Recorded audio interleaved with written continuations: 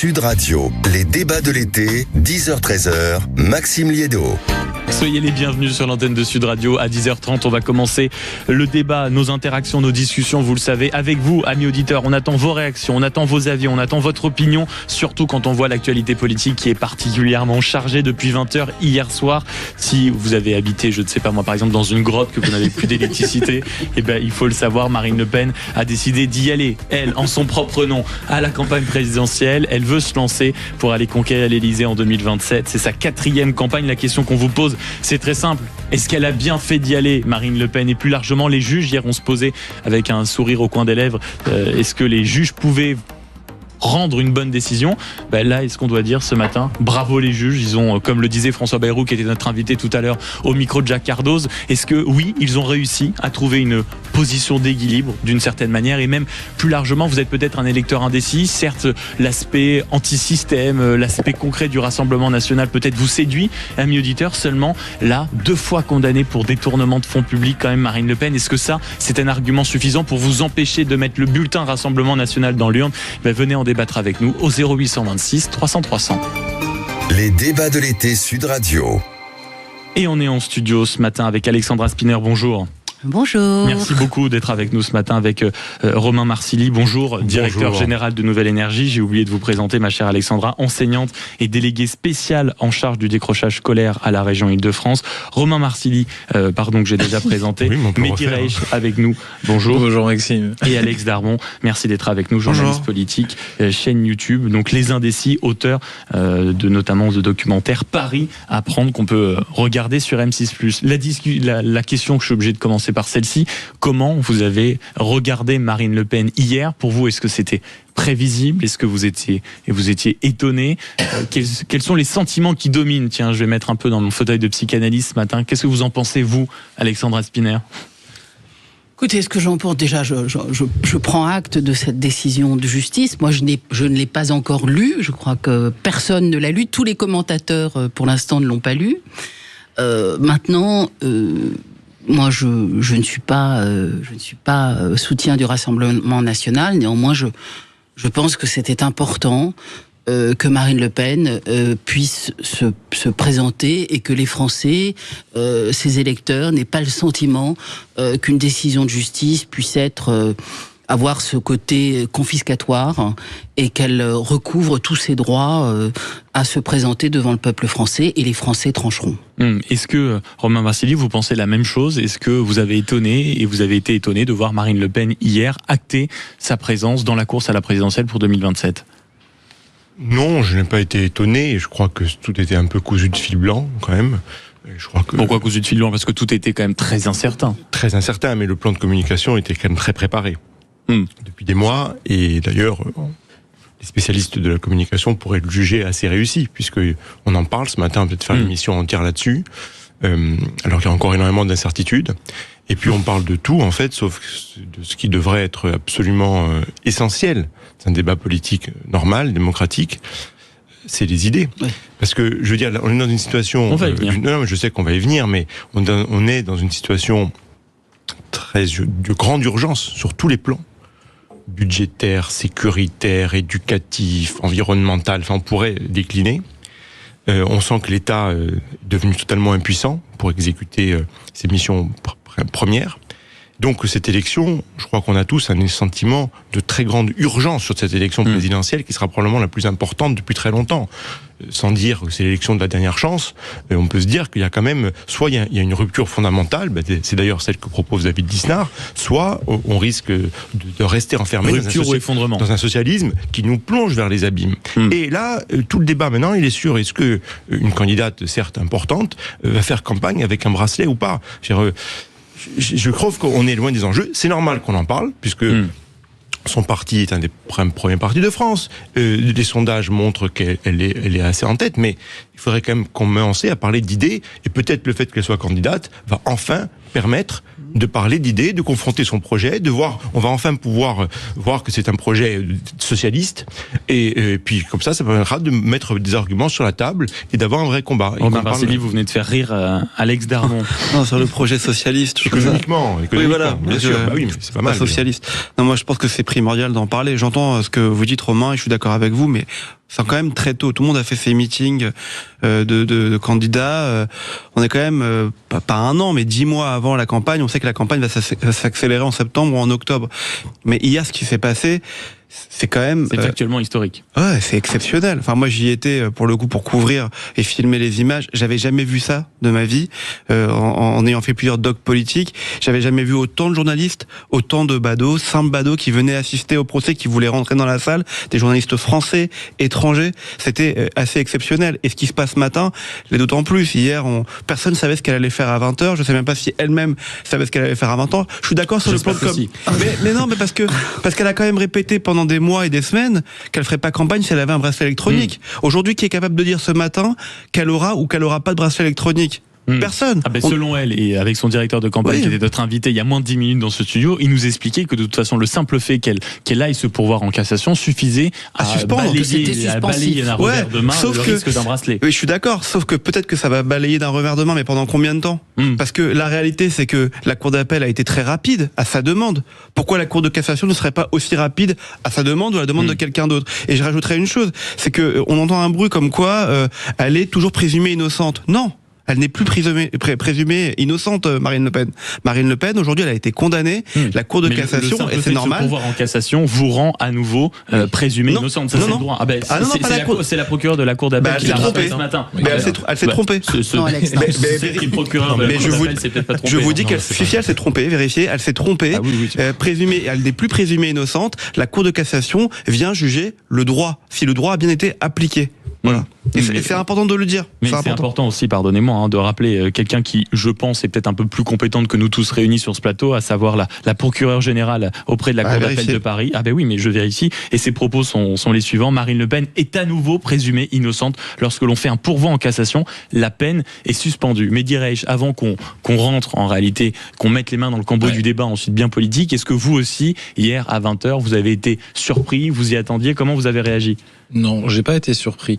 Alors, je suis d'accord sur ce qu'a dit Alex sur le caractère exceptionnel de la chose. Je pense qu'on ne se rend pas encore compte que c'est effectivement historique, d'autant plus que cette élection présidentielle, et là je rejoins Romain, revêt inévitablement un caractère incroyable. On est dans un moment d'alternance politique. Donc le fait que le Rassemblement national ait élargi sa base aussi considérablement fait que on est peut-être à un moment historique où le Rassemblement national peut prendre le pouvoir. Donc on est dans un alignement des planètes exceptionnel. Sur ce qu'a fait Marine Le Pen, je pense qu'elle a réussi à mettre en place le fait d'avoir fait monter à ce point Jordan Bardella. Elle s'est mise dans une disposition où tous les cas de figure possibles étaient, en fait, lui convenaient quelque part. Était favorable pour elle d'une certaine manière, ou son camp. Je pense qu'elle a tout anticipé. Là, maintenant, va se poser une autre question en interne au Rassemblement national, c'est que, et je pense d'ailleurs que c'est comme ça que ça fonctionne en France politiquement, il ne peut pas y avoir 2 rois dans un parti. C'est impossible. Voilà, la diarchie ne fonctionne pas dans les partis politiques français. Ce n'est pas la nature. Nulle part, même dans un club de ping-pong. Et le caractère. Surtout dans les clubs de ping-pong. Et l'élection présidentielle consacre un destin. Donc ce qu'elle a fait hier, à partir du moment où elle avait le choix, à partir du moment où la justice, et là je pense que la justice a quelque part donné une réponse d'équilibre entre la liberté des l'électeur et la décision de la condamner. Là, elle s'est mise dans une configuration où elle avait le choix. À partir du moment où elle a le choix, elle ira. Justement, vous évoquez le choix. La question qu'on va se poser dans un premier temps, c'est est-ce qu'elle a eu raison d'y aller dès hier? Certains, on va en débattre, notamment avec vous, auditeurs au standard, au 0826 300 300. Est-ce qu'elle a eu raison d'y aller? Beaucoup disaient, mais en réalité, elle fragilise. C'est peut-être le combat de trop, parce que rappelez-vous de 2017, rappelez-vous de 2022. D'une certaine manière, elle avait foiré les débats. Elle a elle-même reconnu. Qu'est-ce qui ferait que celle-ci serait la bonne? Et puis, il y avait Jordan Bardella, vierge en tout cas de tout soupçon concernant ces affaires-là, qui n'étaient pas touchées par l'inéligibilité. Est-ce qu'elle ne s'est pas vue plus grande et plus impératrice qu'elle ne l'était, Marine Le Pen? Alexandra Spinner. Je crains que une grande partie des Français, et ça sera à nous évidemment de leur démontrer qu'il y a un autre... ce soir, comme qu'il y a un autre chemin, mais je pense que elle s'est forgée, c'est ce personnage qui a souffert, qui a pensé ses blessures et qui s'est forger une personnalité et un destin, et qu'elle est prête pour être présidente de la République. Je pense que Donc pour vous, oui, elle a eu raison d'y aller. Elle avait sa carte à jouer, encore une fois. Non, mais évidemment qu'elle avait sa carte à jouer. Enfin, je veux dire, ça me paraissait impossible que quelques heures au lendemain de cette décision judiciaire historique, elle nous explique qu'elle ne veuille pas y aller. Mais après tout, beaucoup, c'est pour ça que c'était peut-être une surprise. Hier soir à 20h, elle nous avait déjà expliqué que non, elle ne ferait pas campagne sous bracelet, que elle n'attendrait pas en réalité que la Cour de cassation se prononce pour prendre sa décision sur la campagne. Bref, elle avait quand même mis un certain nombre, en tout cas, d'obstacles qu'elle a décidé de franchir hier. Il n'y avait rien de naturel. Peut-être que c'était évident une fois que la Cour que la Cour mais je pense qu'elle mise sur le fait qu'elle ne portera pas ce bracelet électronique. À partir du moment où elle a le choix de ne pas le porter ou c'est une possibilité, elle y va. C'est aussi simple que ça. 0826 300 300. Est-ce que Marine Le Pen a eu raison d'y aller hier soir à 20h? Est-ce que peut-être que vous faites partie des électeurs ou en tout cas des citoyens qui auraient préféré Jordan Bardella? Parce qu'après tout, c'est vrai que Marine Le Pen, le fameux slogan de la famille qui il y a des années et des années était tête haute, main propre, n'est plus tellement compatible. Et elle venait en parler avec nous au 0826 300 300 sur Sud Radio. On parle vrai autour de la table ce matin. Alexandra Spinner, Alex Darmon, Romain Marzilli, Mehdi Raich, et on poursuit la conversation bien sûr sur la décision historique. Je veux dire, on peut débattre de beaucoup de choses. Si on me laisse, j'aimerais bien vous prouver qu'elle n'est pas historique. Et bien justement, ça tombe bien. Vous venez, mon cher Romain, de faire quelque chose d'exceptionnel qu'on appelle en radio un teasing. Donc on marque une très courte page de publicité et on y revient dans une poignée de secondes. À tout de suite. Les débats de l'été, 10h-13h, Maxime Liédo. 0826 300 300, amis auditeurs, on débat bien sûr de cette décision qui a eu lieu hier. Marine Le Pen qui a décidé de s'engouffrer dans la campagne à la présidentielle malgré sa condamnation. Elle se pourvoit en cassation. La question qu'on se pose ce matin, elle est simple, c'est est-ce qu'elle a bien fait d'y aller, Marine Le Pen? Visiblement, il n'y avait que des oui autour de la table. Il fallait jouer sa carte, mais je vous la pose à vous, la question aussi, auditeurs, vous qui nous écoutez, est-ce que vous voyez cela, on va dire, d'un mauvais œil d'avoir une candidate factuellement 2 fois condamnée pour détournement de fonds publics? Est-ce que vous auriez préféré Jordan Bardella ou est-ce que cela vous rassure quand même que ce soit Marine Le Pen parce que l'expérience, parce que déjà 3 campagnes présidentielles, parce que la plus mature, la plus expérimentée en politique? Venez débattre de tout ça au 0826 300 300. Il y a eu un teasing exceptionnel avant le départ en pause venant de vous, Romain Marzilli. Vous dites non, c'était tout sauf historique, c'est peut-être de la petite tambouille quoi presque. Non, c'est pas de la tambouille, je comprends. Et mon cher Romain, si vous ne voulez pas que Patrick Roger, le patron de cette station, débarque dans ce studio pour faire une technique de MMA, veuillez poser votre verre légèrement sur la droite. Oh là là, parce que j'ai déjà vu Patrick Roger faire des prises. Ça, ce serait historique. Ça serait historique. Et là, ça ferait du buzz par contre. Les 7 millions de TF1, c'est une anecdote historique. Non, mais sérieusement, vous avez beaucoup parlé, vous avez beaucoup employé le mot historique. Je comprends que ça intéresse, c'est normal. Les audiences le montrent d'ailleurs. Il y a eu une forte audience au JT, mais pour moi, ce qui est historique, enfin, si on fait un peu attention aux mots quand même, ce qui est historique, au sens fort du mot historique, c'est l'effondrement éducatif de la France. C'est le fait que l'Europe et la France sont en train de devenir des colonies numériques. C'est le fait que il y a la fin pour l'européanisation du monde, qui est un cycle qui a commencé depuis la Renaissance. C'est la fin, si on prend le modèle français occidental, c'est la fin de l'État-providence. Ça, oui, c'est historique. Ça, c'est l'histoire. C'est demain, enfin, c'est pas demain, c'est même en ce moment, la rupture anthropologique, l'une des plus fortes de l'histoire, avec l'IA. Voilà ce qui est historique. Et par rapport à tout cela, moi, je ne connais pas les réponses du RN, ni le projet du RN, ni rien, puisque aujourd'hui, le RN, c'est le parti de l'en même temps. Donc oui, tout est cousu de fil blanc. Ça fait depuis des mois qu'on nous fait le jeu, qu'on nous présente un jeu alors qu'il y a soi-disant des 2 candidats qui seraient plutôt libéral, soi-disant l'autre candidate qui serait plutôt socialiste, enfin sociale. Puis si c'est pas l'un, c'est l'autre. On mettra l'un président, l'autre premier ministre. Est-ce que vous entendez la décision historique dans le sens où, peu importe ce qui s'est joué ces dernières heures, ça aurait été peut-être une décision judiciaire qui aurait empêché Marine Le Pen de se présenter, ça aurait posé un problème, et même le fait que les juges aient pris cette décision et qu'aujourd'hui elle puisse aller concourir à la présidence de la République, c'est aussi une décision qui n'est pas anecdotique dans l'histoire du pays factuellement. Anecdotique dans l'histoire de la République, je sais très bien, mais jusqu'à il y a encore avant-hier, on nous disait que si c'était pas Marine Le Pen, c'était pas grave parce que Jordan Bardella serait un président exceptionnel. Voilà, donc et qu'elle serait Premier ministre ou présidente de l'Assemblée, enfin tous les scénarios étaient mis. Donc tout ça, c'est par rapport aux vrais enjeux historiques, je dirais c'est peanuts, cacahuètes. En revanche, maintenant, peanuts, on rentre. C'est le président de la République. En revanche, maintenant, j'y viens. Maintenant, on rentre dans un débat présidentiel. Le RN ne peut plus se cacher. Va devoir présenter ses propositions. Quel est son projet de société? Tout à l'heure, vous avez dit, est-ce qu'elle a raison de se présenter? Moi, nous ne sommes personne pour dire... Vous êtes un citoyen, qui plus est engagé politiquement. Vous pourriez dire, mon sens, elle fait une bêtise, parce qu'elle porte l'image de la condamnation, ça fait 4 campagnes, elle est essorée. Si elle pense que son projet, que sa personnalité, que tout ce qu'elle représente peut contribuer à redresser la France, moi je ne le pense pas, mais si elle pense ça, elle a raison de se présenter. Si c'est pour continuer à préserver une petite business familiale, non, elle n'a pas raison, mais ça, personne n'est juge. Alex Darmon. À part les électeurs. Moi, je trouve que c'est, clairement, je trouve que c'est historique. C'est historique parce qu'effectivement, elle est favorite des sondages. Cette condamnation, elle me rappelle la condamnation de François Fillon en 2017, qui avait bousculé la campagne, qui avait été le marqueur fort, où François Fillon, rappelez-vous, avait dit: si je suis mis en examen, je ne serai pas candidat. Il avait été mis en examen. Imagine le général de Gaulle, ça c'était bien. Oui, ça c'était Sarkozy. Mais en tout cas, il avait été mis en examen dans la foulée. On avait vu une accélération de la justice à ce moment-là, et il avait été candidat. Là, c'est un peu la même chose. Elle avait dit: si je dois faire campagne sur bracelet électronique, et encore une fois, je le répète, on ne sait pas si elle aura bracelet électronique au moment où on se parle. Et même si l'appel est suspensif pour le coup sur cette histoire de bracelet électronique, qui nous dit pas qu'en janvier prochain, si la Cour de cassation, encore une fois, décide d'accélérer son jugement, elle ne soit pas obligée de porter un bracelet électronique. En fait, hier, on pensait qu'on allait savoir. La réalité, c'est que ce matin, on plonge à nouveau dans le brouillard. Non, on sait peut-être un peu plus parce qu'elle a l'air décidée à y aller, et je pense qu'elle a raison de vouloir y aller. C'est peut-être sa dernière campagne, et peut-être le paiement à un moment donné, parce que vous avez dit, c'est intéressant, Maxime, sur le fait qu'elle avait... Non, mais c'est vrai. Non, mais on essaye, on bosse non, mais c'était intéressant. Quand vous avez dit, elle s'était plantée sur les débats ou quoi que ce soit, là, elle se dit que peut-être ce qui peut changer, ce qui va changer, c'est qu'elle aura pas Emmanuel Macron face à elle, et que elle a l'expérience pour faire en sorte d'arriver et de gagner cette élection. Voilà. Je pense que c'est son moment. Faut pas oublier. C'est ça, il y a ce côté-là, je suis tellement d'accord avec Mehdi. Je pense que c'est son moment. Ça fait deux fois qu'elle est en finale, 2 fois face à Emmanuel Macron. Il y a un dégagisme très fort en France. Le pays est plutôt à droite. Le Rassemblement national est le premier parti de France, entre 11 et 12 millions d'électeurs. Faut pas oublier que c'est une femme qui a quand même le cuir tanné. Elle n'est pas la fille de son père, pour autant elle a quand même tout l'héritage des Le Pen. Elle a quand même une personnalité assez particulière. Elle n'est pas la fille de son père. Non, mais elle n'est pas idéologiquement la fille de son père. Elle n'est pas la fille de son père. Elle a fait cette biologiquement, je suis d'accord. Il y a plutôt des chances que ce soit compatible si on fait des tests ADN.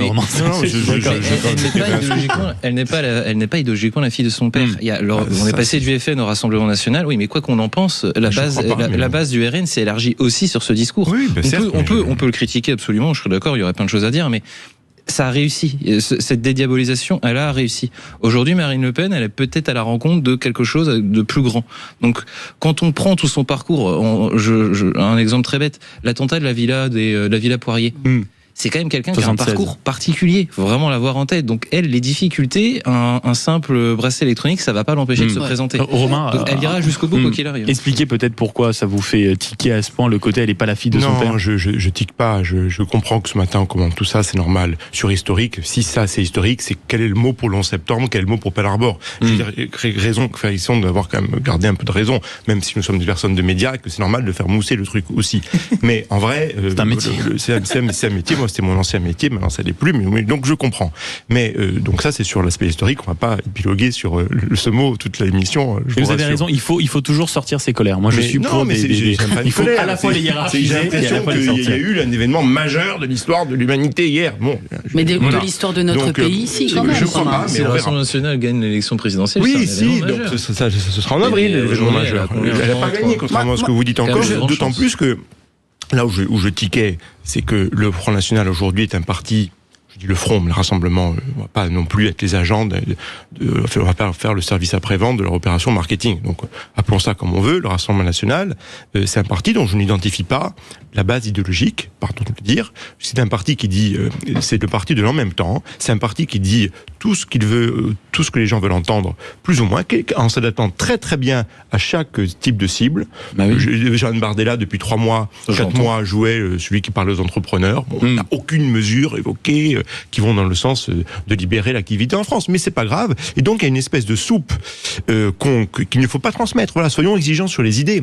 On est exigeant. Les idées, la priorité, les idées. On est exigeant collectivement sur les programmes des autres. Il faut l'être aussi sur le programme du RN. Alexandra, et on ira chercher Richard au standard qui nous a passé un coup de fil au 0826 300 300. Je rejoins ce qu'a dit Mehdi. Je pense qu'il y a quelque chose dans l'esprit des Français que c'est son tour. Maintenant, à nous sur ce moment-là, c'est son tour. Voilà. Donc ça, maintenant, effectivement, il faut rentrer dans le débat, enfin, dans le débat des idées, que chacun, que ce soit Bruno Retailleau, Marine Le Pen et les autres, que chacun présente son programme et que les Français puissent se faire une idée de ce qui est proposé pour notre pays, car Romain l'a dit, il est minuit moins une, donc il est temps de présenter un programme fort pour répondre aux attentes des Français. Maintenant, est-ce que Marine Le Pen est étatiste, interventionniste? On aura l'occasion, j'imagine, de le voir dans les prochaines semaines. Ou pas? Est-ce qu'elle est libérale? Voilà, tout ça, il faudra y répondre. Oui, ça c'est sûr, à la rentrée, parce que les candidats veulent quand même profiter de leur été. 0826 300 300, vous nous avez passé un coup de fil. Bonjour Richard. Oui, bonjour à vous, bonjour Maxime. Bonjour. Merci beaucoup d'être avec nous ce matin. Est-ce que Marine Le Pen a bien fait d'y aller? C'est l'une des nombreuses questions, mais on voulait commencer par elle ce matin. Est-ce que pour vous, oui, Marine Le Pen a bien fait d'y aller, Richard? Certainement, et heureusement, je pourrais dire, parce qu'en fait, ce qui est historique, c'est 50 ans de centrisme en France, que ce soit socialiste ou centre-droite, qui nous ont amené dans une situation catastrophique avec les mêmes, entre guillemets. Et là, aujourd'hui, le fait que Marine Le Pen prenne plutôt le poste de président, son épaisseur, on va dire, historique, là, il faut quand même il faut avoir de la connaissance, de la pompe, du calme. Le côté expérience de Marine Le Pen. Voilà, bien mieux que d'avoir un Bardella à ce poste-là. Et Bardella, avec son approche plus économique, qu'est-ce qu'il sous-entend? Qu'on aura plutôt une approche à l'italienne. Mélanie, regardez, vous pouvez demander sur Internet qu'est-ce qui a été dit d'elle avant sa nomination et quel est le résultat aujourd'hui. Aujourd'hui, c'est plus de 20 milliards par rapport aux 30 milliards de balance commerciale positive. Ils sont à plus de 50 milliards. Nous, on est à moins 60 milliards. Oui, donc, on n'a que des succès en ce moment. Et le ministre de l'économie italien, c'est quelqu'un de très très économiste, qui a choqué, qui a étonné, mais en supprimant du RSA, en supprimant le super bonus qui a coûté une blinde pour faire, on va dire, du keynésianisme sur l'immobilier. C'était une grosse prime Renault. Et en fait, on voit bien que, malheureusement, ou heureusement, on va dire, la seule voie qu'on ait pour se sortir dans la situation où on est, c'est aujourd'hui, ça sera pas Mélenchon. Donc vous dites Marine Le Pen, elle a raison d'y aller, ou moins avec elle, on a une ligne qui est plus ou moins claire. Jordan Bardella, de ce que je comprends avec vous, Richard, c'était un peu trop flou, et je vous remercie de nous avoir passé un coup de fil au 0826 300 300. On poursuit la discussion. Je vois que Romain aussi voulait intervenir sur la ligne peut-être un peu floue de Jordan Bardella. J'aimerais que dans la prochaine heure, on se pose deux questions autour de la table naturellement, mais aussi en votre compagnie, amis auditeurs, au 0826 300 300. Le prochain débat, j'aimerais qu'on se concentre quand même sur cette décision. Alors elle est peut-être pas historique, en tout cas elle est importante d'un point de vue politique. Je rassure tout de suite, elle est significative. Mais peut-être on peut clôturer le débat sémantique. C'est exactement ça. Donc en tout cas, une certaine importance, cette décision.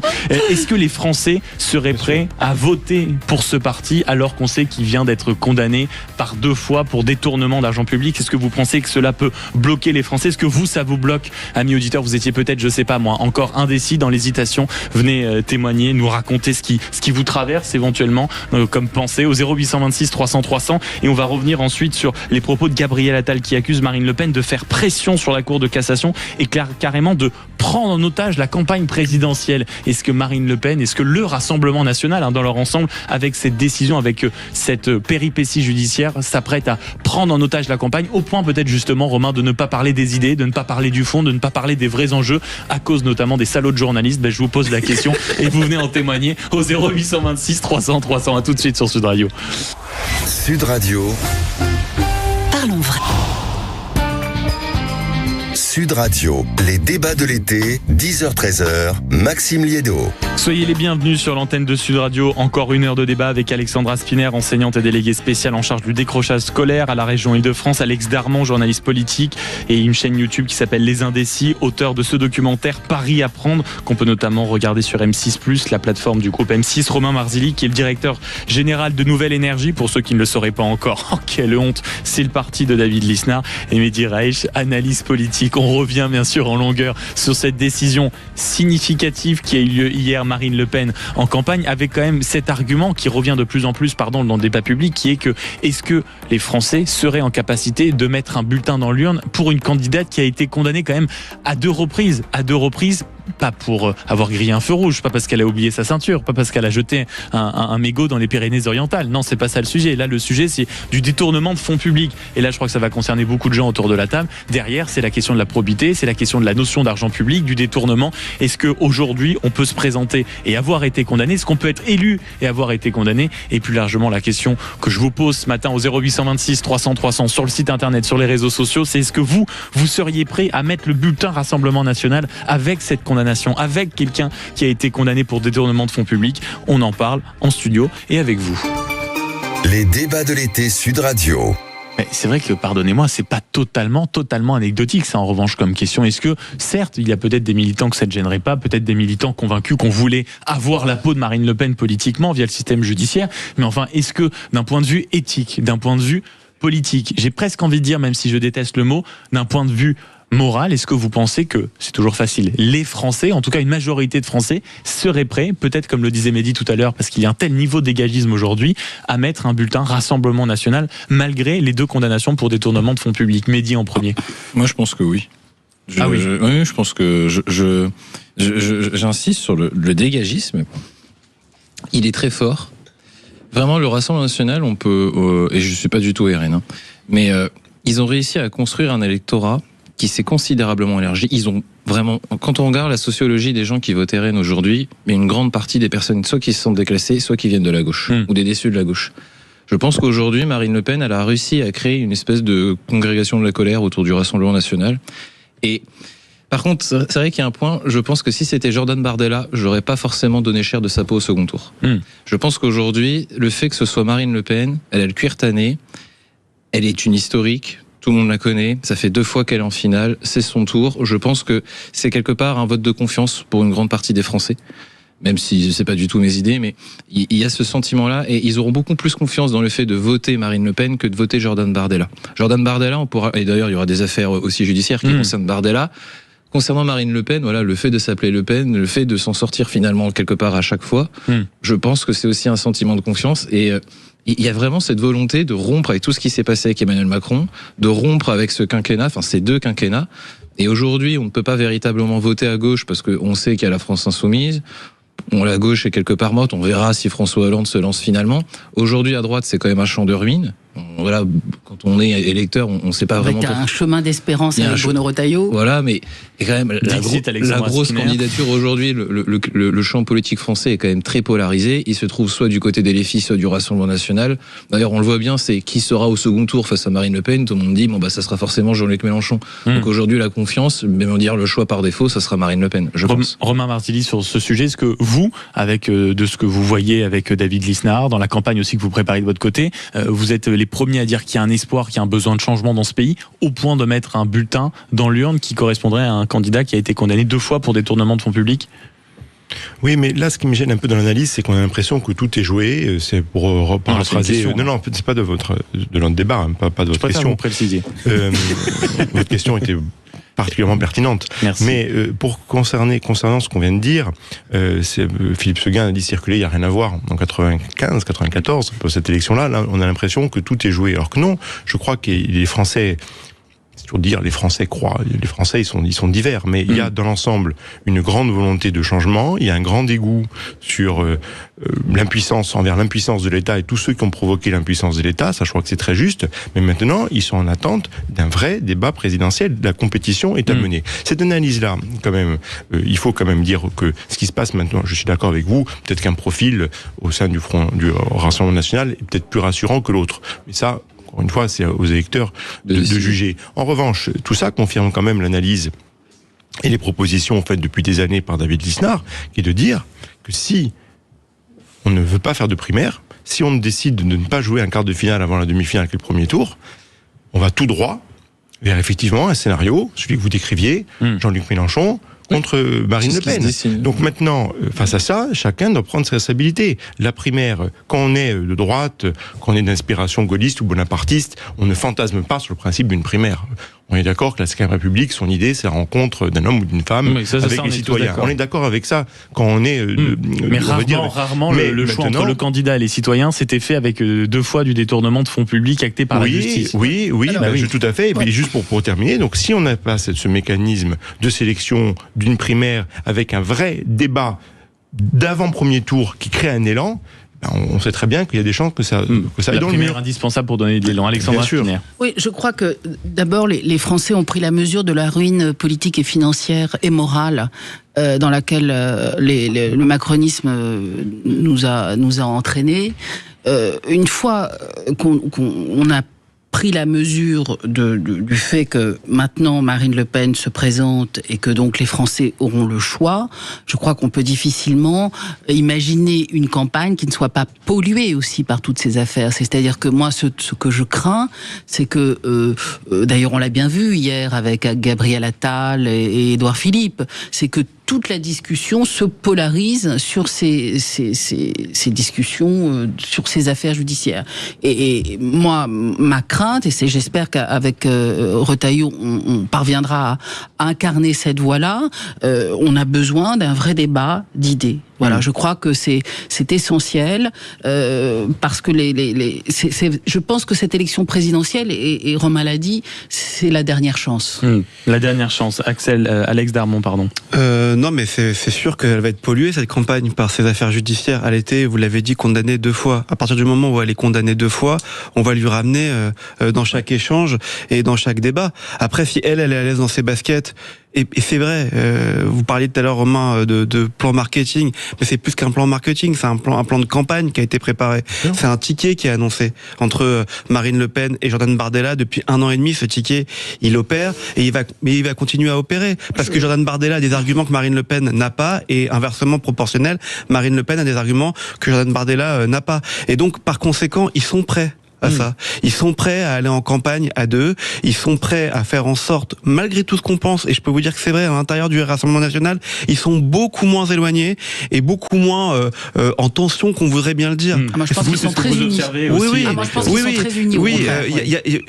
J'allais dire, vous savez, cette expression, il n'y a pas une feuille de papier à cigarette entre eux. C'est pas le cas, parce qu'il y a toujours des divergences. Mais en revanche, ils sont très liés, et je crois que Jordan Bardella était très fidèle depuis plusieurs mois. Maintenant, est-ce que cette campagne va être polluée par ces affaires judiciaires? Mais elle va être, de toute façon, cette campagne, il faut bien se le dire, elle va être polarisée autour de la justice.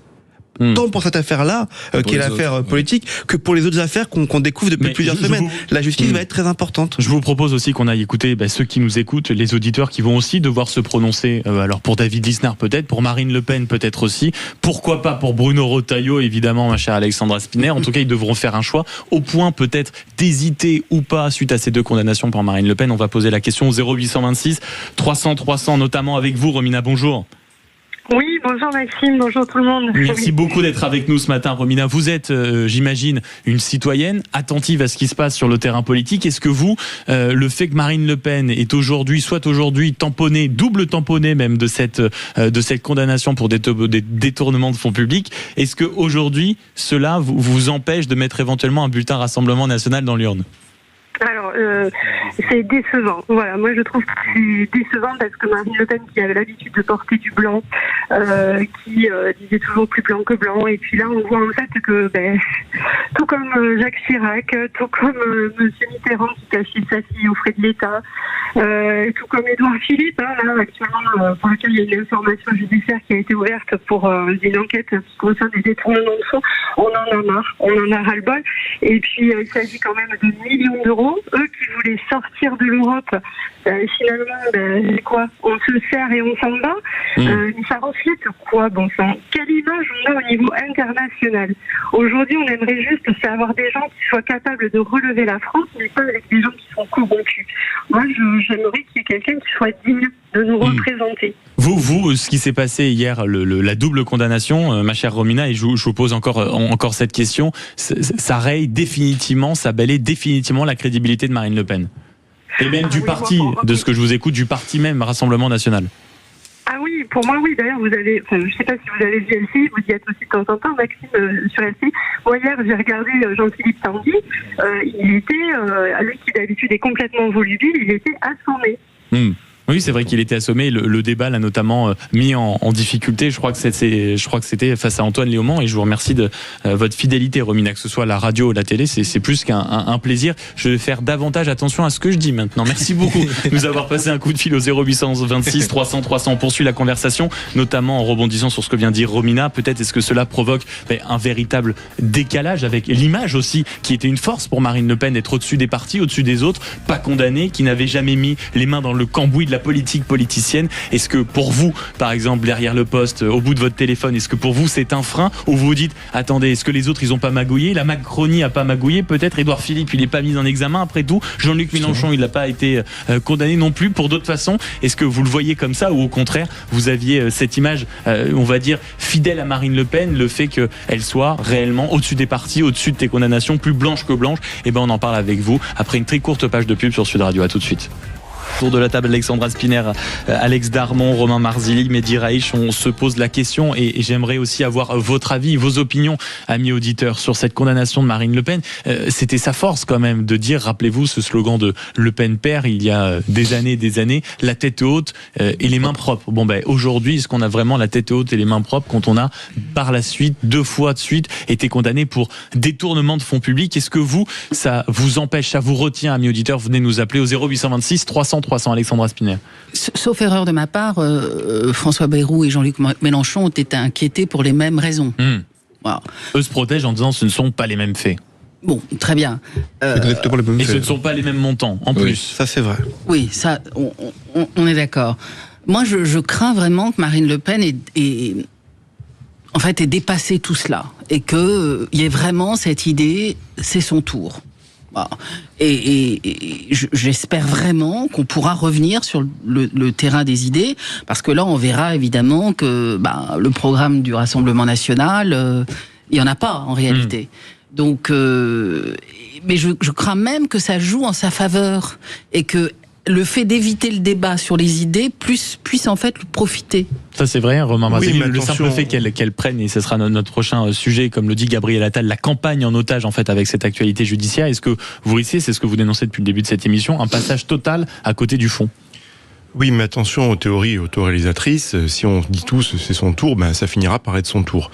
Oui, moi je trouve que ce que cette auditrice a dit était remarquable. Quand elle parlait Romina, elle parlait de dignité. Elle a employé le mot dignité. Je crois que la plupart, moi pour parcourir, faire beaucoup de réunions publiques partout dans le pays, j'ai l'impression que ce qu'attendent la plupart des gens, c'est un débat digne durant la présidentielle, avec des idées qui sont mises sur la table pour changer radicalement le système, pour qu'on puisse enfin respirer, pour que l'initiative, les énergies soient libérées, qu'on en cesse avec, on en finisse avec l'impuissance de l'État, qu'on en finisse avec la bureaucratie. Voilà, pour moi, ce qui ressort le plus, et à mon avis, ce qui est très partagé. Sur la campagne, ce que vous avez dit me semble très juste aussi, mais la démocratie, ce n'est pas choisir entre le gouvernement des juges et l'impunité des politiques. Donc maintenant, place aux idées, c'est ça, c'est la démocratie. Alex Darmon. Ce qui est intéressant quand même si c'était pas historique hier, ce qui est intéressant, c'est qu'hier la campagne présidentielle a commencé. Oui. C'est-à-dire que Marine Le Pen, en se déclarant candidate, d'abord, on sait qui est candidat du Rassemblement National, et deuxièmement, on va aussi maintenant comprendre qui va rester sur la ligne de départ. Parce que beaucoup de monde attendait à savoir si c'était elle ou Jordan Bardella qui partait, et hier soir, certaines écuries commencent à réfléchir tant d'un côté positif, en se disant il y a peut-être une opportunité, parce que on va l'attaquer sur le fait qu'elle est condamnée et que nous on est très propre entre guillemets, et d'autres qui se disent on aurait préféré affronter Jordan Bardella. Et que aujourd'hui c'est Marine Le Pen, et donc par conséquent il y a peut-être plus de place pour tout le monde sur la ligne de départ. Et donc la campagne ayant commencé hier, elle va s'accélérer. Pas au mois d'août, parce que quand vous écoutez les différentes directions de campagne, ils ont compris que les Français ont besoin de souffler, je pense, au mois d'août. Et donc ça va vraiment s'accélérer à partir du 18-19 août, avec le lancement des universités d'été de LFI qui vont s'enchaîner avec les écologistes, avec le RN qui va arriver en septembre. Chargé politiquement, c'est une évidence. Mais c'est surtout que, à mon avis, on va avoir des surprises dès septembre sur le fait que certains candidats vont se dire c'est pas mon tour pour le coup. Mais dirais-je. Alex avait, je pense, un début de réponse tout à l'heure sur. Quand ça commence à parler au passé, il avait. Non, mais lorsqu'il a dit, tu me corriges si je me trompe, que la justice serait au cœur du débat. Je pense qu'on a sous-estimé la défiance, des Français envers le politique et envers la qualité du personnel politique. Je pense aux affaires Sarkozy. En fait, depuis des années, tout le monde constate qu'il y a plein d'affaires politiques. Je pense que c'est un discours peut-être très populiste, hein, j'en conviens parfaitement. Mais finalement, c'est un peu tous des pourris. Je pense qu'il y a ce sentiment-là et finalement, les affaires s'enchaînent, tout le monde tombe plus ou moins dans des affaires, donc au final, ça change strictement rien, puisque à la fin, il faut voter pour quelqu'un, donc même si elle est condamnée, bon, finalement, ça peut se pourvoir en cassation. Bon, la technique judiciaire, je rentre pas dedans, il y a des spécialistes, fait que les gens, à la fin, ils voteront quand même pour quelqu'un, même si cette personne est condamnée. Donc je peux entendre que certaines personnes ou des électeurs vont quelque part se dire je ne vote pas pour elle, mais je pense que ça sera pas un mouvement énorme. À la fin, il y aura quand même une confiance dans qui est Marine Le Pen. Sur la rentrée, oui, je pense que il y a quand même un sujet, c'est que ce n'est pas la même chose de se retrouver face à Marine Le Pen que face à Jordan Bardella. Quand vous êtes un opposant, contrairement à ce qu'ils disent tous, oui, nous, c'est pas la personne, c'est le parti contre lequel on combat. Je pense que tous croisaient un peu les doigts pour espérer. Voilà. Et là, on en revient à ce que disait Romain tout à l'heure. Là, ce sont les idées qui vont. Il disait quelque chose d'historique, je crois. Mais oui, mais non, mais c'est vrai, c'est que quand vous êtes, mais disons que vous êtes Édouard Philippe, c'est pas la même chose d'avoir Marine Le Pen que face à Jordan Bardella. Quand vous êtes Jean-Luc Mélenchon, c'est pas la même chose d'avoir Jordan Bardella ou Marine Le Pen face à soi. Je vous propose qu'on pose la question notamment au standard 0826 300 300. Bonjour Michel. Oui, bonjour. Merci beaucoup d'être avec nous, Michel. Comment vous regardez ça ? Est-ce que le fait qu'elle soit 2 fois condamnée à présent, en tout cas que la justice à 2 reprises ait décidé de trouver des faits contre elle, est-ce que ça vous empêcherait, vous éventuellement, Michel, de voter pour elle, ou est-ce que ça la décrédibilise ? Dites-nous. Non, mais vous arrêtez, hein. On subit un gouvernement où il y a des magouilles sans arrêt. Maintenant, elle s'est présentée, elle a eu du cran. On va avoir un Premier ministre qui est jeune. Mais putain, donnez-leur la chance. Un jeune qui va diriger la France, merde. Vous, c'est ce que vous dites. Il y a un discours contre eux. On leur a donné la possibilité de se présenter. Maintenant, qu'on arrête de parler de ça et on fonce.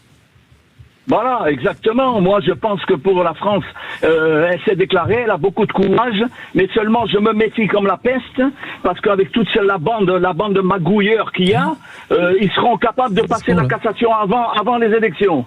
Vous dites en réalité la condamnation, enfin la condamnation, ce qui s'est passé autour de Marine Le Pen, en réalité c'est rien par rapport à ce qu'on a pu apercevoir, les mises en examen qui sont, c'est vrai, assez nombreuses du côté de la Macronie. Non, mais bien sûr. Alors ça suffit. Tout le monde est en train de dénigrer ce parti. Mais elle vous propose un Premier ministre qui va être jeune, un peu de jeunesse pour la France. Attal, Macron était jeune.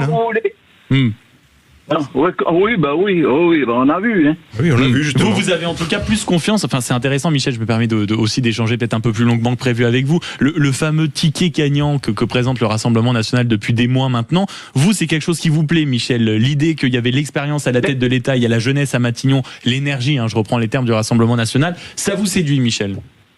Oui, ça me séduit. Moi, j'ai envie de Jordan, c'est très bien. Il a 31 ans, on sait très bien qu'il n'a pas d'expérience, mais ça suffit. Pourquoi on lui donnerait pas sa chance ? Pourquoi ? Oui, mais peut-être parce que justement, il n'a pas d'expérience, que peut-être que quand on est à Matignon, on a besoin de certaines choses. Oui, on a eu le Mozart de la finance, on a vu que ce qui s'est passé. Hein. Oui. Donc vous dites, quitte à avoir le dégagisme, autant avoir Marine Le Pen et Jordan Bardella. Quitte à avoir la jeunesse, c'est toujours mieux qu'Attal. Moi, je vais vous dire, j'ai voté Sarkozy. Donc voilà, je vous le dis. Moi, je suis pas d'une première jeunesse. Mais il est quel âge, Michel ? Pour la France, j'ai 71 ans. Oh, mais vous êtes un jeune homme. Vous êtes jeune, Michel. Ouais. Non, mais bon, voilà. Moi, je pense que pour la France, il faut un jeune. Pourquoi ?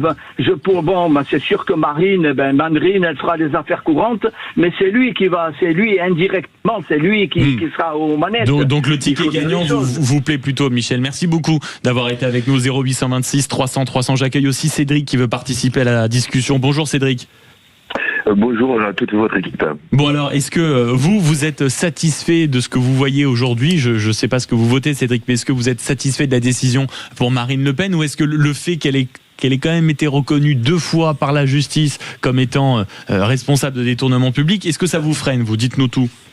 Alors, moi, ça me freine pas du tout, et je voterai pour elle, il n'y a aucun souci. Deuxièmement, tant qu'elle est pas, elle a demandé une cassation, donc finalement, tout est suspensif. Donc, pour l'instant, elle pourra dire face à face, que ce soit à Mélenchon, que ce soit à Édouard Philippe ou aux autres, pour leur dire, silence les gars, pour l'instant, je suis innocente, voilà, premièrement. Mais comment on peut entendre Monsieur Philippe, Monsieur Glucksmann, Monsieur Mélenchon, qui lui a été condamné pour violence, lui et ses sbires, tous, j'ai regardé un petit peu, je suis allé sur quasipolitique.fr, j'ai vu tout le monde. Je veux dire, quand on commence à passer les LR, les socialistes et compagnie, vous allez voir un petit peu là-dessus, vous allez rien comprendre. Ces gens se permettent de dire que c'est une délinquante, que c'est un voyou, que c'est ceci, que c'est cela. Mais regardez-vous les gars, regardez-vous, vous êtes incapables de tenir un gouvernement, dès que les caisses sont vides, vous créez de l'impôt au lieu de faire des réductions. Mais fermez-la. Et après vous pourrez l'ouvrir.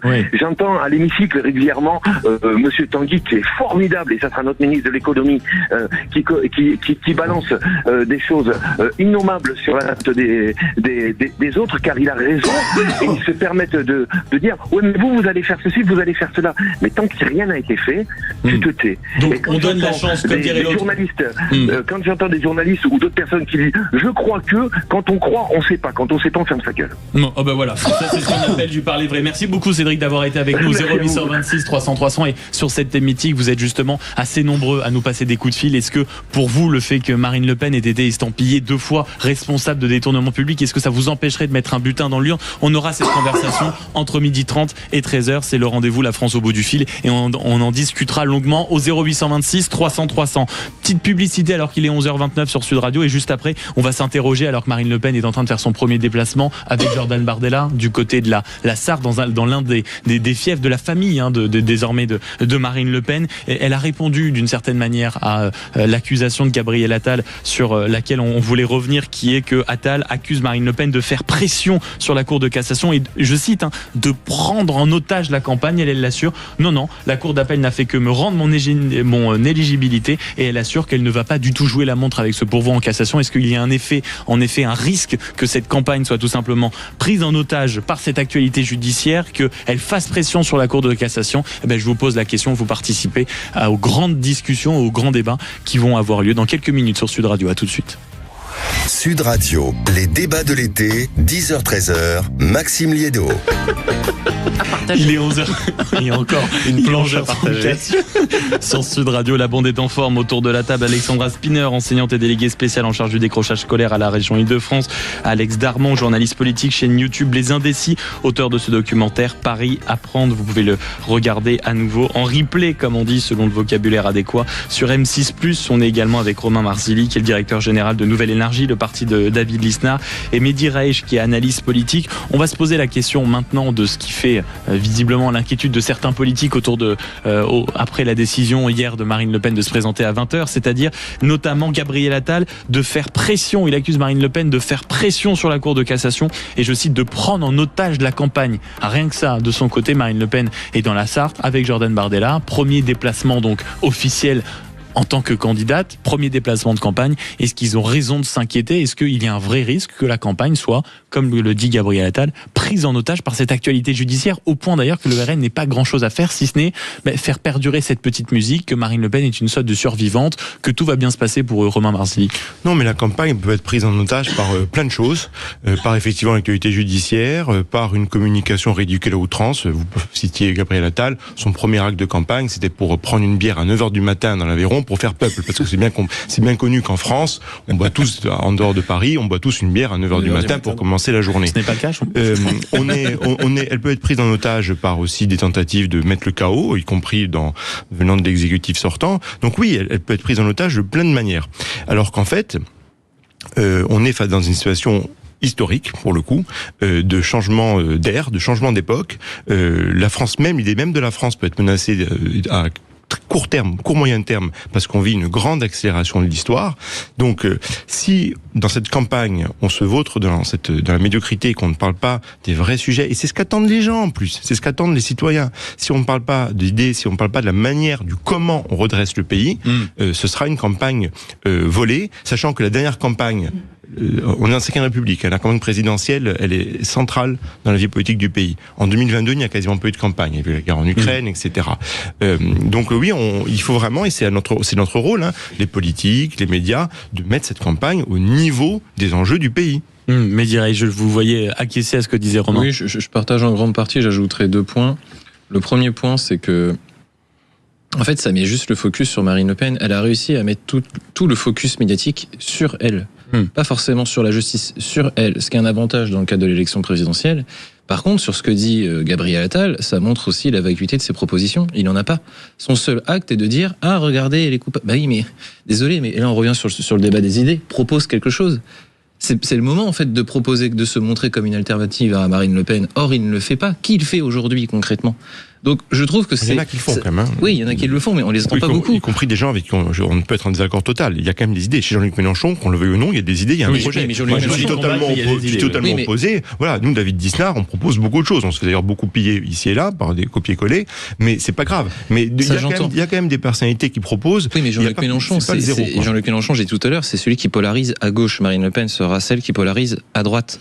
Mais aujourd'hui, le centre, il n'y a rien. Regardez le meeting d'Édouard Philippe. Regardez le meeting d'Édouard Philippe. Qu'est-ce qu'il avait le meeting d'Édouard Philippe ? Il a aucune proposition. C'était juste des grands axes. On va parler beaucoup de la jeunesse, du futur, de nos enfants, mais concrètement, il n'y a rien. Ouais, mais il a promis qu'il avait un programme massif, donc tout va bien. On attend.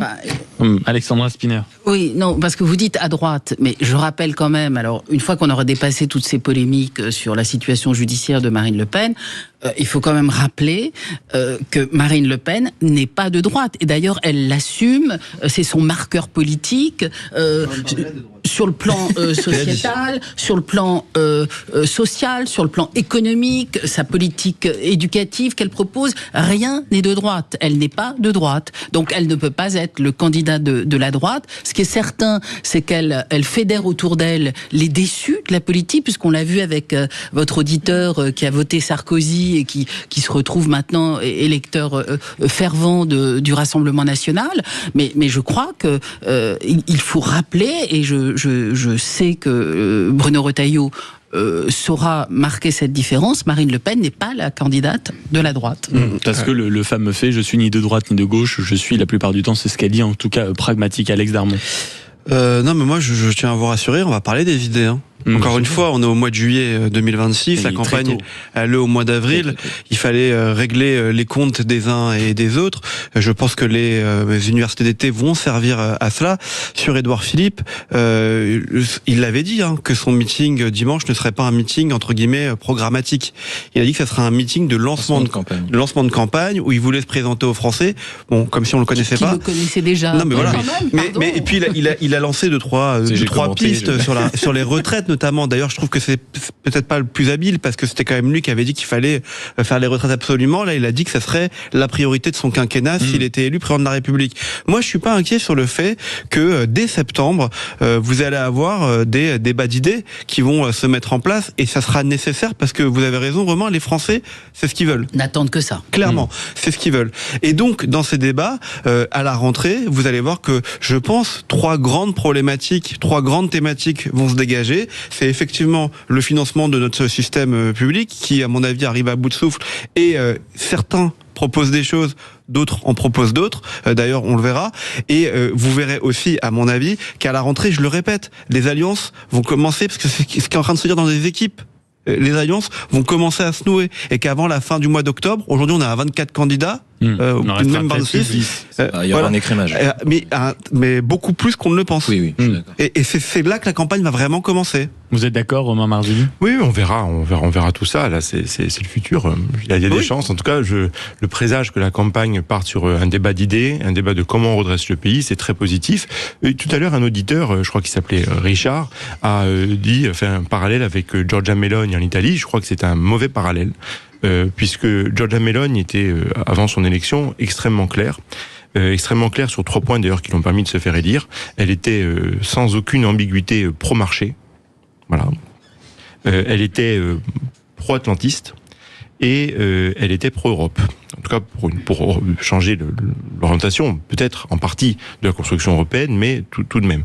Il n'y avait pas d'ambiguïté sur son rapport à la Russie, par exemple. Voilà, vous suivez mon regard. Donc, ce ne sont pas les mêmes choses, ce n'est pas totalement comparable, mais effectivement, les prochains mois vont permettre, espérons-le, d'éclaircir tout ça. Mehdi Reich. Oui, là-dessus, oui, je rejoins sur Giorgia Meloni. Il y a quand même un point, je pense qu'on l'oublie. Je suis d'accord sur le sujet des idées, ça va apparaître au moment de septembre-octobre. Il y aura effectivement un écrémage très fort, mais vraiment très très fort. À la fin, on se retrouvera avec 5-6 candidats maximum. D'ailleurs, je pense qu'il y aura que 6 candidats à la fin. Mais il y a une séquence, et on parlait tout à l'heure des points qui pouvaient être importants, notamment pour les Français. Donc il y aura justice, il y aura probablement un sujet énorme sur la sécurité. Mais sur l'ascenseur social aussi. L'ascenseur social. C'est un sujet qui préoccupe les Français. Je pense qu'il y aura un moment d'intensité politique qui sera énorme en septembre, ça sera sur la question du budget. Et beaucoup de choses vont se concentrer autour de cette question en septembre et en octobre, et une grande partie du débat va être conditionnée par ce qui se passe à l'Assemblée nationale à ce moment-là. On a vu à quel point c'était un moment de tension l'année dernière, le budget jusqu'en janvier. Et là, on va avoir de nouveau cette question qui va s'imposer en septembre et en octobre. Je pense qu'on n'imagine pas à quel point ça va être tendu, aussi bien dans les écuries politiques, dans les partis, et les positionnements des uns et des autres sur ce sujet-là à l'Assemblée nationale va conditionner énormément le débat. Je suis d'accord, mais juste pour préciser une chose, t'as raison sur le budget, Mehdi, mais quasiment tous les candidats qui sont sur la ligne de départ te disent qu'ils reverront le budget à leur arrivée. Ils ont le droit de le faire. Non, mais peut-être que ceux qui se positionneront, parce que je pense pas qu'ils vont s'abstenir de médias pendant cette période. J'imagine notamment à des gens de droite qui depuis des années promettent une abstention d'impôts, mais qui soutiennent une partie du gouvernement. Je regarde pas dans une direction à ma droite, mais vous avez des idées. Très peu sont pour l'instant ceux qui se sont alliés au gouvernement, ont participé, si vous voulez, à tout l'inverse de ce qu'ils prônent dans leur programme. C'est peut-être là c'est là où ils vont devoir choisir. Effectivement, qu'on voit le Premier ministre qui, il y a quelques jours, à Aix-en-Provence, disait que soutenait l'idée du mécénat forcé. En gros, augmenter les taxes sur les successions, qui sont en fait un des impôts les plus injustes qui existent, moralement dégueulasses. On va voir si toutes ces personnes qui font un peu les libéraux, on va dire, font semblant d'être libérales, vont également voter encore ce type de mesures, puisque le dernier budget était quand même un budget socialiste. On va voir, on sait qu'en France, on a toujours de très très bonnes idées pour créer des impôts. On verra aussi ce qui pourra émerger, parce que on a aperçu, notamment le Premier ministre, évoquer une forme de taxe Zuckman Light. On a déjà la petite musique à nouveau de la surtaxe sur les entreprises. On ne sait pas ce que ça peut provoquer chez les Français. Le côté Nicolas Quipé qui avait émergé déjà l'été dernier, qui était central. Peut-être qu'à nouveau, il va dominer l'espace politique et ceux qui ont soutenu ça, par leur vote à l'Assemblée, qui aujourd'hui promettent de renverser la table alors qu'ils ont tout accepté jusque-là. Et ben voilà, on verra des clarifications. Et par exemple ici, sur le double ticket, ça peut être une difficulté pour le RN. Entre peut-être plus de socialisme étatique, on va le dire comme ça. De justice fiscale, c'est justice fiscale, ou plus de libéralisme si c'est incarné par Bardella, même si c'est pas du tout libéral, ça peut être une ligne qui est tendue, ou du moins très compliquée à tenir dans le cas d'une élection présidentielle. Donc pour moi, le budget, c'est un juge de paix. Alors c'est toujours un juge de paix politiquement, et ça fait des années que c'est comme ça. Donc là, il y aura probablement des tensions dans les écuries politiques à ce moment-là. L'affaire Marine Le Pen, on y reviendra à partir de midi avec deux ténors du barreau, maître Jean-Yves Le Borgne d'un côté, l'avocat pénaliste, et maître Jean-Pierre Mignard, avocat et essayiste. Est-ce que, en effet, ce qui s'est passé hier est une bonne décision? Est-ce que les juges sont tenus à équidistance de la vie politique? On aura ce débat entre les deux ténors du barreau et en votre compagnie, amis auditeurs, au 0826 300 300, sachant qu'à partir de 12h30 et jusqu'à 13h, c'est votre rendez-vous, la France au bout du fil. On dialoguera, on échangera sur cette question qui vous a beaucoup fait réagir tout à l'heure. Est-ce que oui ou non, le simple fait que Marine Le Pen soit aujourd'hui reconnue à 2 reprises de détournement de fonds publics vous empêcherait éventuellement de mettre l'urne, non pas l'urne, mais le bulletin dans l'urne, le bulletin de vote, si vous voulez. Pardonnez-moi, décidément, la voix en ce moment, c'est un vrai petit sujet. Est-ce que cela vous empêcherait de voter pour le Rassemblement national? Est-ce que cela vous freine? Ou au contraire, vous dites, un peu comme Richard tout à l'heure, quand je vois le nombre de magouilles qu'on a pu avoir ces dernières années, il est hors de question que je m'empêche de voter pour le candidat que j'estime être à la hauteur des enjeux que la France traverse en ce moment. On aura cette discussion au 0826 300 300. Mais pour le moment, on marque une très courte page de publicité et on passe au coup de cœur et au coup de gueule des uns et des autres. À tout de suite. Sur Sud Radio, c'est la dernière ligne droite de vos débats en votre compagnie en studio aujourd'hui. Alexandra Spinner, Alex Darmon, Romain Marzilli, Mehdi Raich, et on va se pencher chacun sur vos coups de cœur et vos coups de gueule. Tiens, et j'ai envie de commencer par un coup de gueule parce que je le sens en forme dans le studio depuis ce matin. C'est Romain Marzilli qui est directeur général de Nouvelle Énergie, et là il y a un coup de gueule à passer. Je peux vous dire qu'il faut vous arrêter, il faut mettre le clignotant et vous mettre sur le bas-côté parce que ça a tapé du poing sur la table. On parle de projet d'éolienne en Corse, Romain. Vous avez une maison là-bas, je comprends totalement. Non, je suis corse. J'ai pas de maison en Corse, je suis corse. Donc ça va au-delà en fait de la Corse, mais je vais en parler de la Corse. Mais il y a quand même un scandale sur l'éolien qui est quand même plus global, qui est bien français, puisque David Lisnard s'en est insurgé l'autre jour. Il a demandé le report de cet appel d'offres massif, le plus gros appel d'offres qu'il y ait jamais eu sur l'éolien en mer, reposant sur des technologies hasardeuses. Et puis de lancer cet appel d'offres aussi massif, puisqu'on parle vraiment du plus gros appel d'offres de l'histoire, pour installer des éoliennes en mer, à quelques mois de la présidentielle, qui engagerait la France pour 25 ans. Je veux dire, c'est quand même un déni démocratique. Donc c'est un déni démocratique, c'est un déni environnemental. On va pas faire un débat sur les éoliennes en mer, mais elles causent des dégâts environnementaux massifs. Donc au nom de l'écologie et d'énergie soi-disant propre, on est en train de ruiner la mer. Et puis, je ne parle même pas de l'objet esthétique. Ça, on pourra en parler, mais homme libre, toujours tu chériras la mer. C'est difficile de chérir la mer quand l'horizon est bouché par ces éoliennes. Mais ça, c'est un autre sujet. J'en parle aujourd'hui parce qu'en fait, il y a un sujet également en Corse, mais qui ne concerne pas directement la France, puisque au large de la Corse, au large du Cap Corse, pour ceux qui ont la carte en tête, c'est-à-dire entre la Corse et l'Italie, il y a un projet dans les eaux territoriales italiennes, un projet d'un parc massif, gigantesque, éolien. Et donc, ça crée des très fortes inquiétudes en Corse, très justifiées à mon sens, notamment pour des raisons environnementales, au-delà du désagrément d'avoir des éoliennes en face. Et donc, je pense que ce débat-là doit avoir lieu. Il faut le mettre parmi tout ce qu'on doit mettre sur le débat pour la présidentielle. Il faut en parler. Il faut s'insurger contre le fait qu'un pouvoir finissant aujourd'hui avec une légitimité quand même vacillante, on va dire, puisqu'il n'y a pas de majorité, crée des réformes comme celle-ci. C'est un vrai sujet démocratique. Exactement, c'est un vrai sujet démocratique et on n'en parle pas du tout. Et c'est pour ça que je souhaitais aujourd'hui en parler. Alexandra Spinner, d'accord avec Romain? Ah oui, absolument. Oui.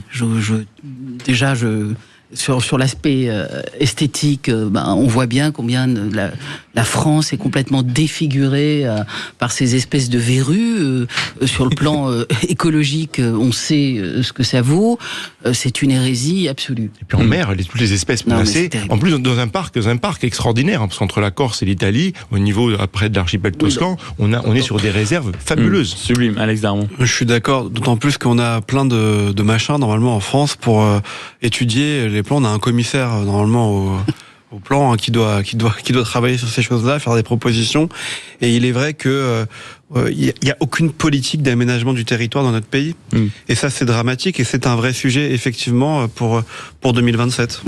Alors, si, il y a une politique d'aménagement du territoire, mais elle n'est pas pensée. C'est peut-être ça le problème. Mais moi, je suis normand, donc je suis pas corse. Il fait un peu plus de pluie chez moi, il y a beaucoup plus de vent. Dans la Manche.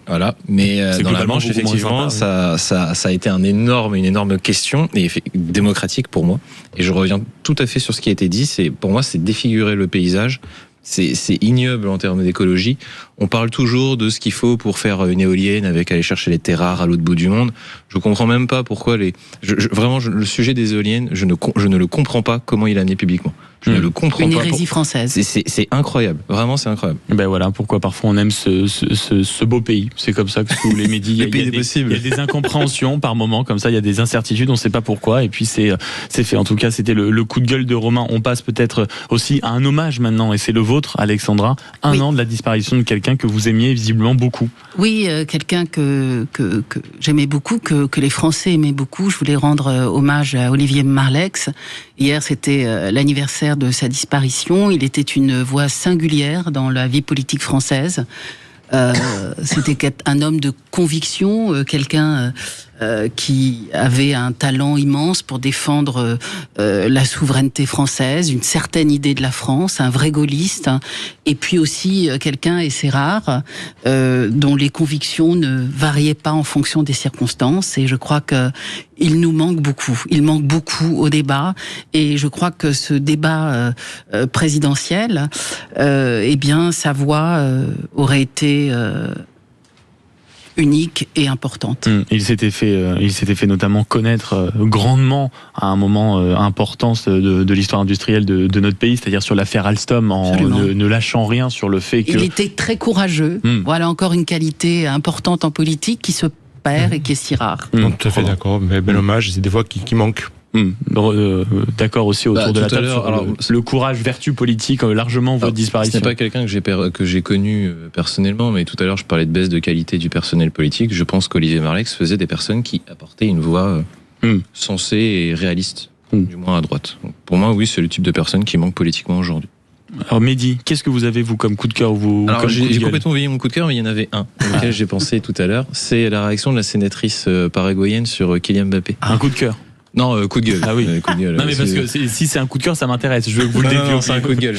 Et je souhaite le développement massif. Mais ça m'a marqué parce que j'ai pas l'impression que ça a quand même défrayé la chronique, parce que les propos sont quand même insultants. Et ce matin, elle a réagi. Le monde entier a réagi quand même. Ah, moi je l'ai pas assez souvent vu. Et parce que ce matin, elle a réagi en disant que elle a fait une conférence de presse en disant que c'était même à Kylian Mbappé de s'excuser. Exactement. Et ça, c'est le point, je pense, le plus important. Elle dit que c'est une attaque contre son genre. Enfin voilà, donc je trouve la situation assez lunaire.